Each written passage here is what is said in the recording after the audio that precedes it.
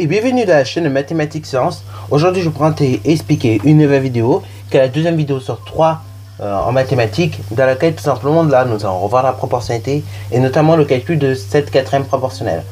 Alors là bon, dans la première vidéo j'explique en détail déjà ce que c'est que la proportionnalité rapidement, tout ça.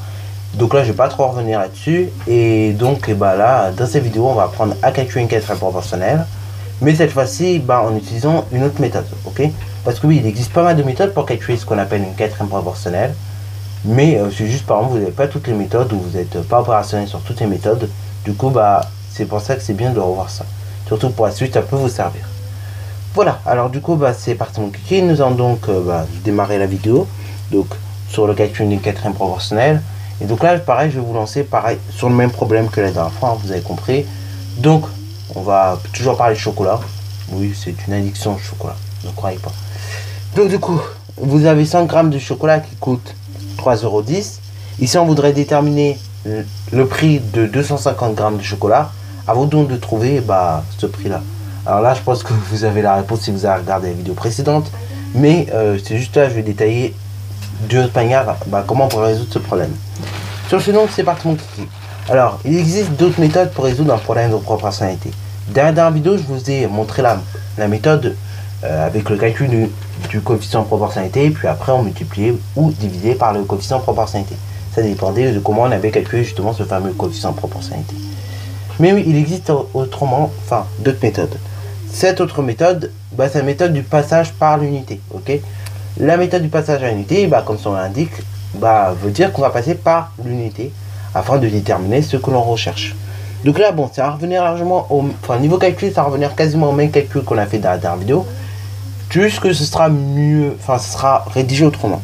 Donc, souvent, aux élèves, je vous propose souvent un schéma pour bien résoudre ce genre de problème. Donc, avec des passages à l'unité. Et donc, ce schéma, je le repropose à nouveau en troisième, parce que ça peut vous servir. Alors, du coup, c'est parti mon kiki. Donc, voilà.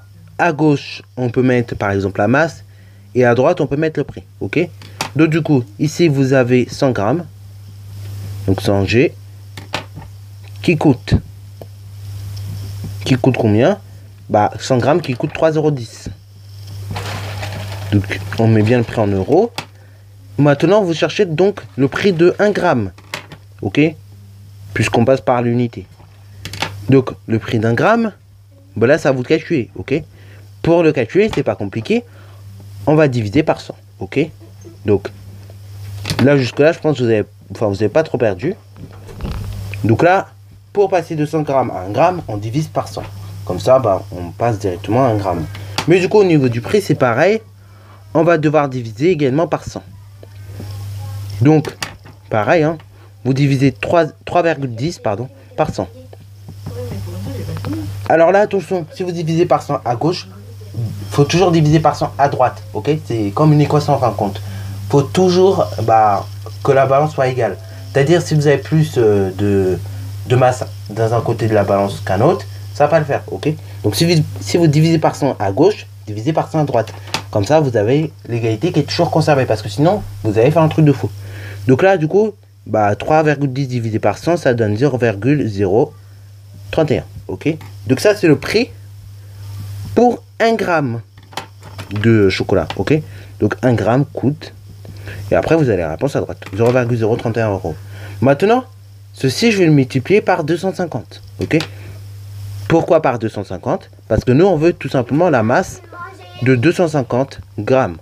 Donc si je multiplie par 250 à droite, je multiplie par 250 à gauche, ok? Donc là du coup à gauche on aura la masse de 250 grammes. Et à droite, on aura son prix. Donc là, du coup, son prix, c'est pareil, c'est 0,031 multiplié par 250. Et donc là, ici, ça vous donnera tout simplement 7,75 €. Ok? Donc là, vous pouvez effectuer votre calcul à la calculatrice, vous allez voir, ça vous donnera exactement le même résultat que moi. Voilà, donc là, on n'oublie pas, pareil, rédiger une petite phrase réponse pour conclure, et puis voilà. Voilà, du coup, 250 grammes de chocolat coûte 7,75 €. Sur ce, la vidéo est donc terminée. Voilà, donc, un petit résumé rapide. Quand vous avez un problème de proportionnalité, vous voulez passer à l'unité, comme son l'indique, vous passez à l'unité. Vous calculez pour 1 quelque chose, ok? Donc pour 1 euro, pour 1 dollar, pour je sais pas quoi. Et après vous multipliez par la quantité que vous recherchez, ok? Comme ça, bah au moins, ça peut peut-être aider certains à mieux résoudre des problèmes et à faire moins d'erreurs de calcul, ok? Donc ça peut être intéressant, par exemple, bah, quand vous avez des trucs en lot, des choses comme ça, bah par an, on calcule en un seul quelque chose, ok, en une seule unité, et ça permet de voir tout de suite en fait, bah, qui est plus cher et tout. Par exemple, une fois, bah, ça m'est arrivé, on a vu des trucs qui étaient plus chers, par contre, en plusieurs qu'en un seul, ok. Voilà, sur ce, bah, la vidéo est terminée.